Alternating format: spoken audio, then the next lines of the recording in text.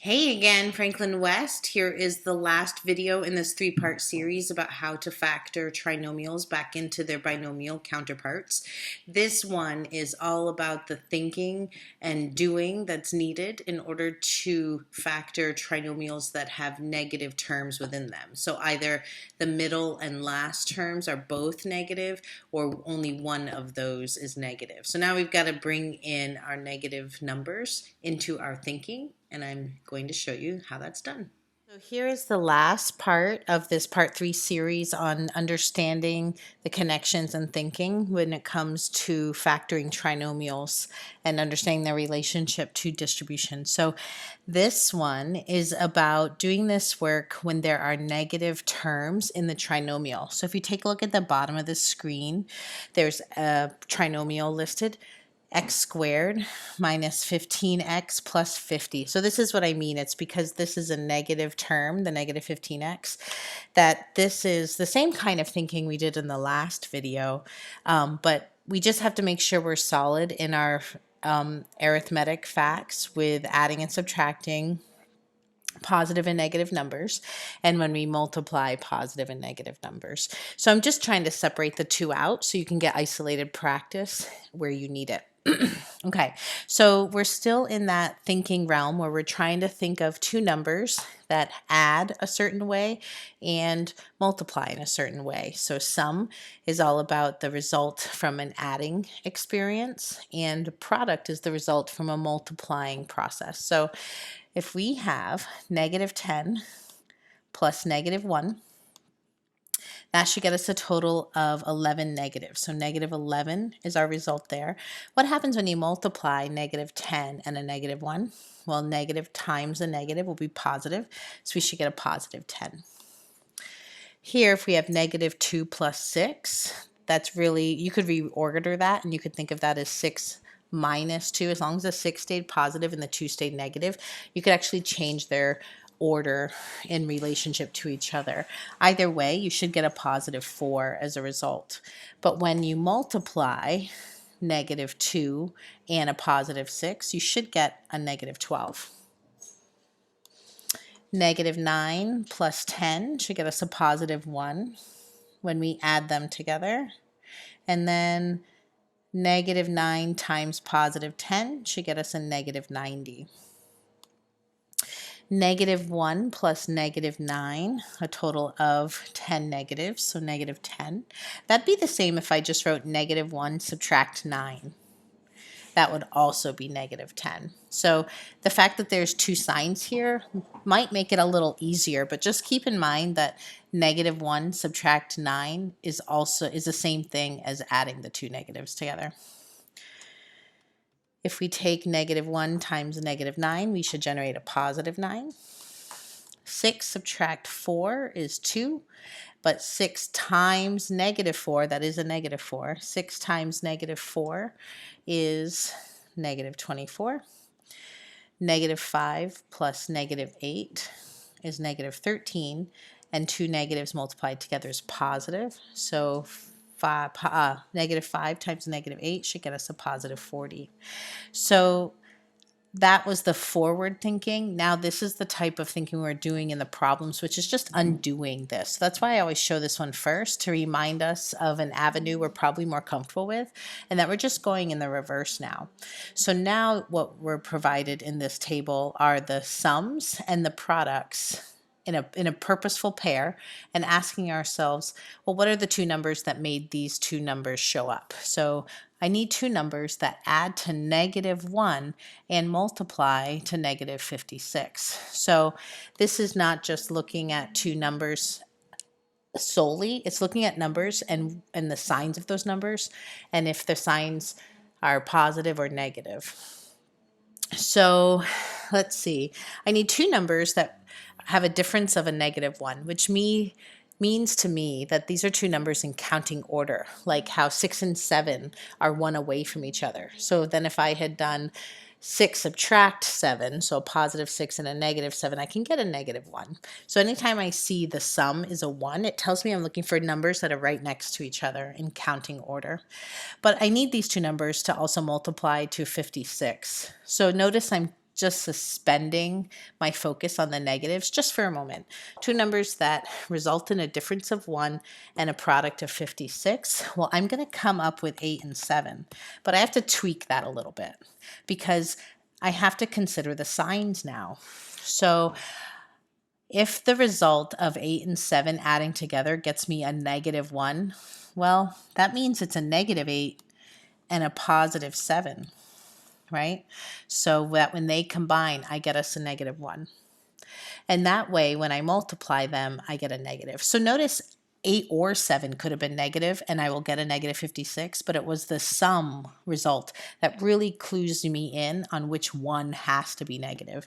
And that is really a common thread in all this work. It's whatever the sum position is. So like in this case down here, the -15, that's going to tell you which of the two numbers is negative. Okay. So let's take a look at two numbers that add to -5 and multiply to +6. Well, hopefully you're thinking some forms of 2 and 3, right?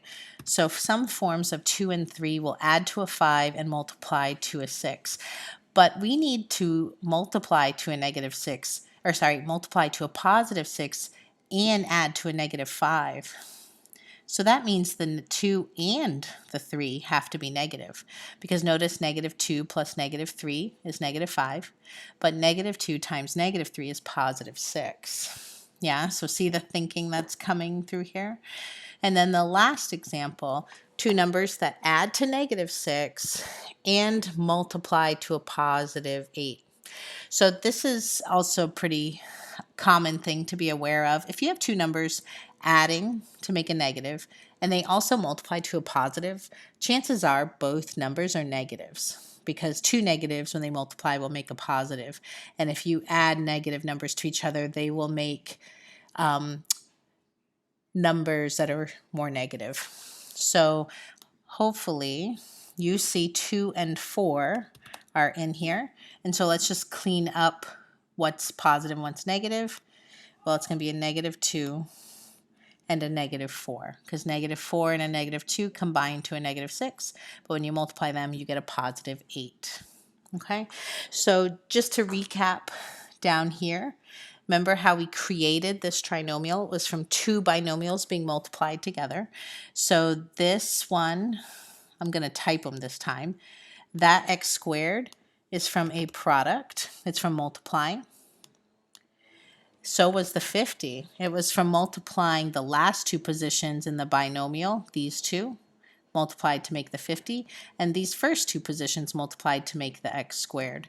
And then the middle term, if you remember from the last time, that was from an adding event. Okay, I'm going to make that the sum. That's the sum of an adding event. So two numbers in this case added to -15 and multiplied to a +50.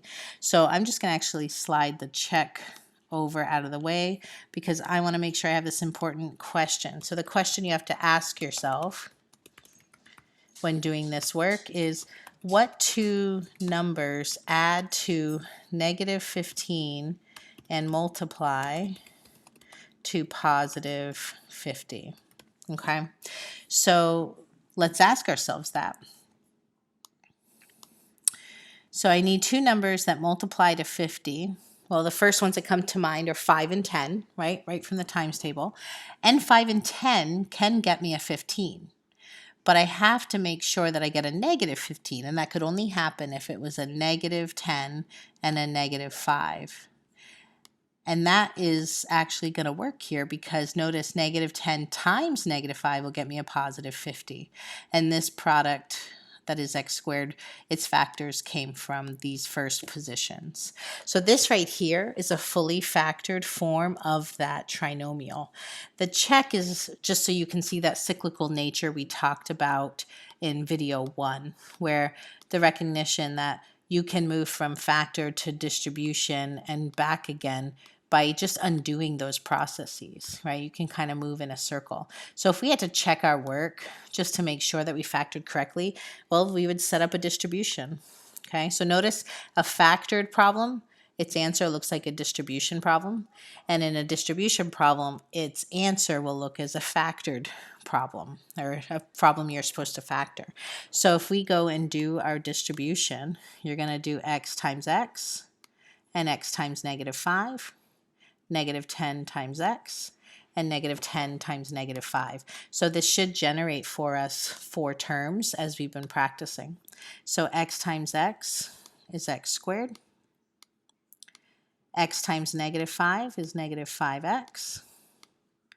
-10 times positive x is a -10x. And a -10 times a -5 is a positive 50.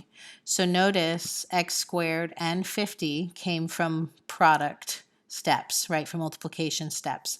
And then this middle term comes from a summing of like terms. -5x subtract 10x is a -15x. Okay, so those combine. And so our check just makes sure that we regain what we started with. So really you can see we just kind of moved in a full circle here. Okay, so hopefully that uncovers all the thinking and doing that you need to know in order to correctly understand and solve your trinomials. Keep up the good work. Well, I hope you found that video to be helpful for what you needed.